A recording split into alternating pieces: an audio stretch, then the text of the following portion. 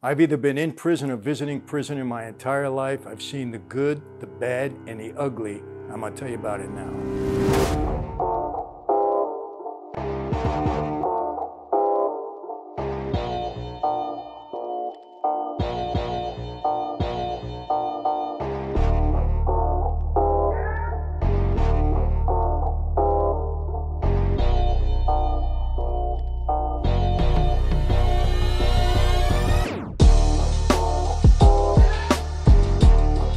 Hey everyone, welcome to another Sit Down with Michael Franzese, and I got to tell you this, when I tell the prison stories, you people liked it so much, and I could have went on for 30, 40 minutes, but I know I only get your attention for 10, 12, 13 minutes. Now a lot of people say, no, Michael, we'll listen to you forever. No, you won't. So we try to make it as compact and as interesting in a short period of time as we possibly can. But you love the prison stories, so this is kind of part two. Going to get into a few more. Hope you enjoy them. And some of the experiences I had that really, stood out. There was so many. But remember I told you the good advice that my father gave me? He said, when you go to prison, remember 3 words, please, thank you, and excuse me. And man, I've gotten so many comments about people who used that advice when they went into jail, because I've been saying this for a long time. I've told a lot of inmates that, when I went to visit them in prisons. And it's really helpful because I said it. Everybody that's in prison that never got respect on the street, they want all the respect in prison. They got to show themselves to be a tough guy, to stand, whatever it might be. So, you bump into somebody, oh, excuse me, saves you a lot of headache. You want to cut in front of somebody on the line, please, do you mind? This is a friend, do you mind if I go ahead of you? Most of the time they'll say, yeah. Okay, somebody gives you something, somebody does you a favor, hey, thanks a lot, I appreciate it. Goes a long way. Goes a long way on the street, goes a longer way in prison, trust me. When I said, please, thank you, excuse me, one of the things I witnessed there that was real, I witnessed a couple of things that were kind of brutal. I witnessed, 1 or 2 stabbings, if I recall, and a few things that really got out of hand, because there were a lot of fights in prison, I got to say that. One time, I'll never forget, we're on the chow line, we're going in to eat, right? I'm in Sheridan, Oregon, going in to eat, and some guy is disrespectful on the line to a little Mexican guy. This guy got mad. I think he jumped ahead of him, pushed him out of the way, whatever it was. We were on line outside. When we finally got indoors, this little guy goes on the side, grabs a mop wringer. I don't know if you know how heavy they are. They're like 30 pounds or something like that, all steel or metal. And he comes back and he just smashes this guy with the mop wringer. I mean, blood all over. He really gave him a beating. You don't disrespect people in that place. I'm telling you that. And if you do, you got to be ready to fight. That's it. Another thing, again, these are highlights. You do 8 years, you try to remember a couple of things. And I'm going off the top of my head. Another thing that I'll never forget, it was the night before I was going home. I was getting released out of Lompoc prison. And some of the guys says, Mike, we got some hooch. We made it homemade in here. We want to have a drink with you. We're going to go out in the yard. We're going to have it.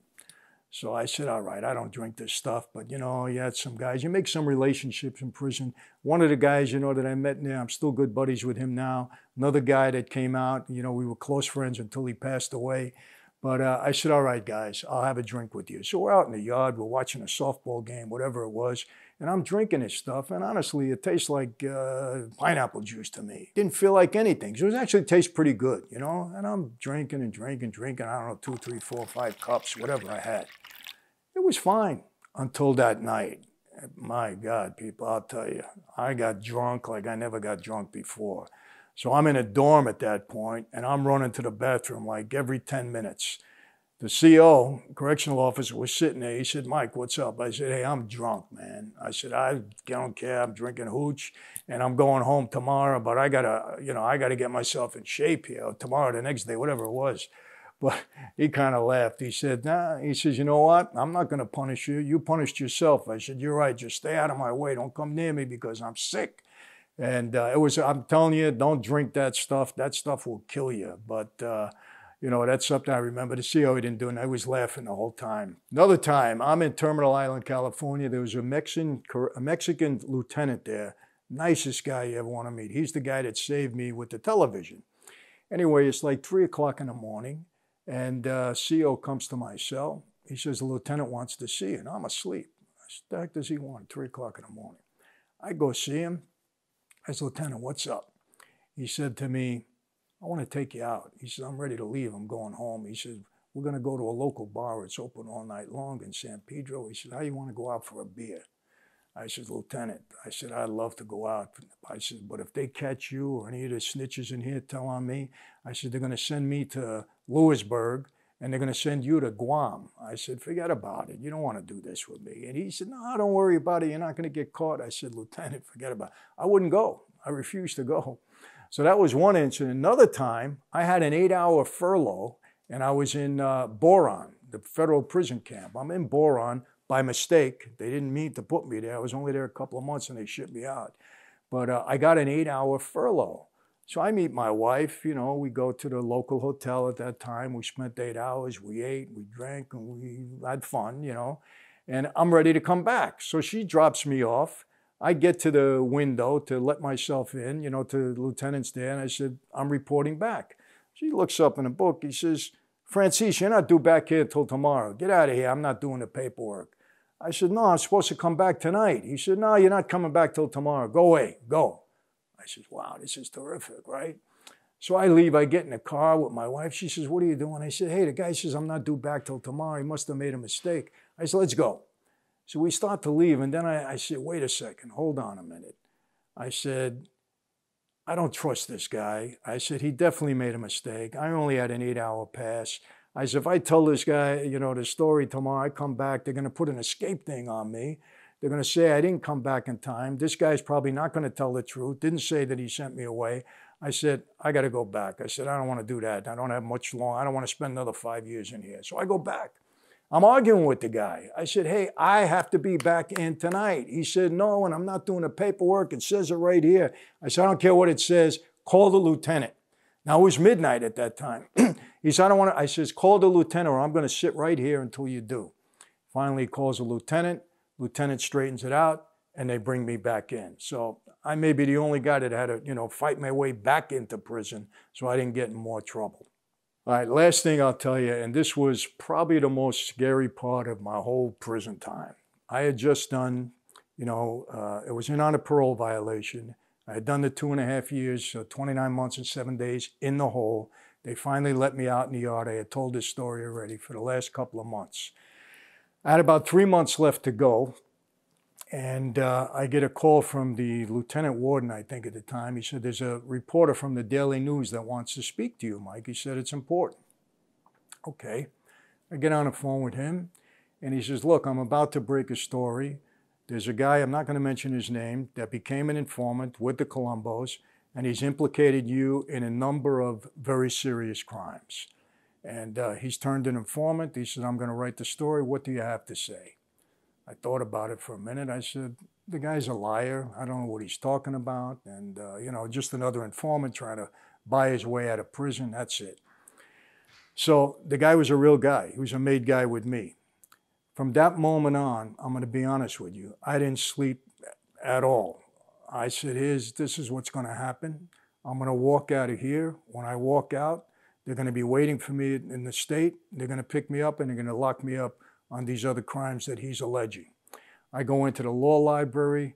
I start, you know, doing all my legal research. I figure out that they cannot indict me on a RICO case because I had walked away from that life for a number of years. It was very hard for them to put me back into it at that point in time. And there was a 5-year statute of limitations. They had to have at least one crime, one predicate act that was part of the conspiracy, which they couldn't do. I was convinced of that. So I didn't have to worry about the feds, but I had to worry about the state because there were state crimes involved in that. So believe me when I tell you, people, again, I didn't sleep a wink because I figured when I walk out, my wife and kids are going to be there. I'm going to get locked up again, and I got another headache, another bunch of cases I got to fight. Well, the day comes. I'm nervous. I'm walking out the door. I didn't say anything to my wife and kids. They're excited. They're there. They wait to see me. They couldn't wait till I come home, right? I walk out the door. I'm looking left and right. It's always early in the morning. I'm looking to the left and the right. I don't see anybody. My kids are standing there. Daddy, Daddy, my wife is there. I walk right past them. I said, let's get in the car. They look at me. I said, let's get in the car and get out of here. So we get in the car. And my wife says, what's wrong? I said, just please get in the car. We get in the car, we start to drive away. I'm calming the kids down. We get 2 blocks away. I seen I was clear. I said, stop the car. She stops the car. I pull the kids out. I hug them. Daddy, we give the whole thing. I hug my wife. She says, what's wrong? I said, never mind. Everything is fine. Don't worry about it. She said to me, what do you want to do? I said, I want to go to Walmart. Walmart. She said, why? I said, I want to see people. I want to be around people. I was in a hole for all this time, then prison. I want to get out. So she says, okay, we go to Walmart. I spent about 2.5 hours in there just with the kids, getting them stuff, looking at people, going to the checkout. It was one of the best times I ever had. So, you know, sometimes you get out, you just want to be around people. Last thing, and then we're going to leave. In Lompoc, last couple of months, I met a good guy. His name was Lance. I won't get his last name, but we used to play racquetball. He was a younger guy. He was a great athlete, right? Terrific athlete. We played racquetball. I'm a pretty good racquetball player. And most of the time, if we played 3 games, he'd beat me 2 out of 3. If we played 5 games, he'd beat me 3 out of 5. I was always competitive. They were always tough games, but he was very competitive, very, very competitive. So now it's the last weekend before I'm being released, right? This was before I had the hooch, you know, that Sunday night. Always released on a Monday. So anyway, he says to me, let's go out and let's play this last 2 out of 3, and whoever wins is the champion of Lompoc. I said, all right, Lance. So it's a Saturday. And we go out, and people, I can't explain it, but for some reason, maybe because I was being released or whatever, that was my day. Not only did I beat him 2 out of 3, but I beat him bad. I mean, I beat him by like 12, 13, 14 points each game. Beat him bad. He got so mad at one point, he threw his racket over the fence. Everything. I beat him bad. Everybody was around. They were all watching, cheering. I'm the champ racquetball player of Lompoc, right?